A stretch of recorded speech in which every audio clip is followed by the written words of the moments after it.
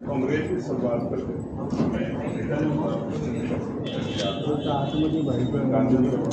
उसमें भी सवाल होते हैं आपकी क्या डिमांड है, क्या पूरी करते हैं। मैं कहता हूँ 100% पूरी नहीं होती, लेकिन एक सवाल होता है, हेल्दी टॉक होती है कि भाई चलिए आप इतनी मांग हम लोग मान रहे हैं। लेकिन पिछले 21 दिन में जो हमने देखा वो ये स्पष्ट करता है कि कोई मरे या जी सरकार।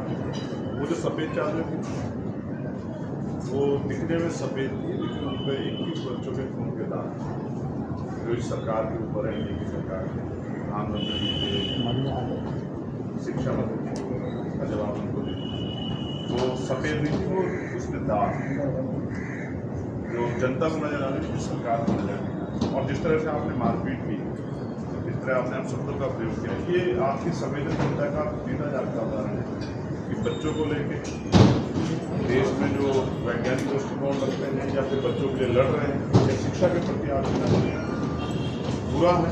और आप शिक्षा 94,000 स्कूल बंद किए आपने, यानी कि आप शिक्षा खत्म करना चाहते हैं।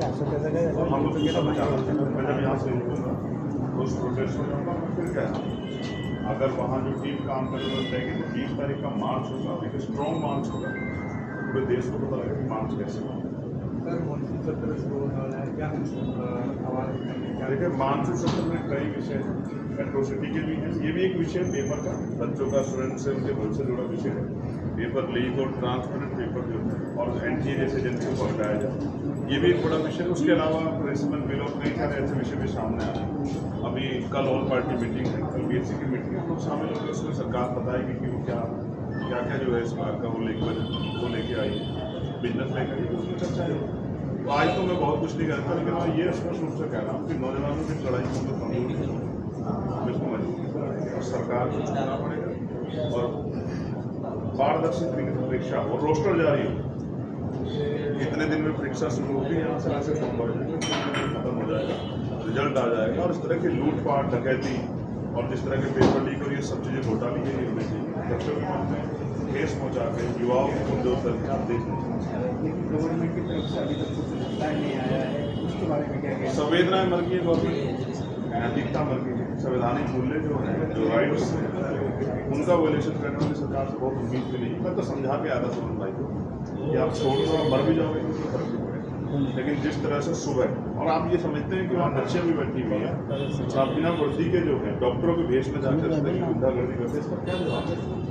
और दिन के उजाले में, पहले रात के अंधेरे में इस तरह के अपराध होते तो दिन के उजाले में हो रही है। इस बात का स्पष्टीकरण है।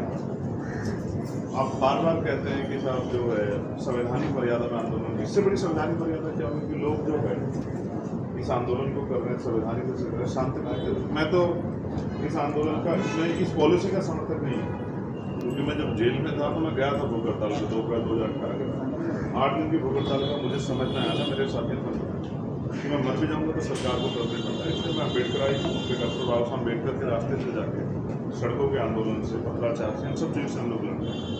लेकिन भूख हड़ताल का रास्ता मैं सही नहीं मानता। मैंने उनको समझाया था कि आप हट छोड़ दो, लेकिन उन्होंने कहा कि 20 तक का प्रोटेस्ट करा दो, मजबूर छोड़ दो।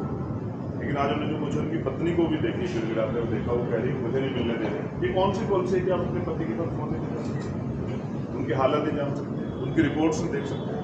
और बीजेपी का IT सेल जो है एक पेपर जो है मेडिकल रिपोर्ट का जो 13/7 का है उसको जारी कर रहा है, तो इसका मतलब आपकी पूरी नींव झूठ में की है। तो देश देख रहा है कैसे आप युवाओं को चल रहे हैं, कैसे युवाओं के लिए लड़ने वालों को चल रहे हैं, इसका जवाब देगा देश। हाल फिलहाल में TMC के MP तोड़े गए, शिवसेना UBD के MP तोड़े गए, क्या लगता है कि लाया जा सकता है? आपने पहले आंसर कहा था ना कि लोग कह रहे हैं सर कत्ल हो रहा है डेमोक्रेसी में, ये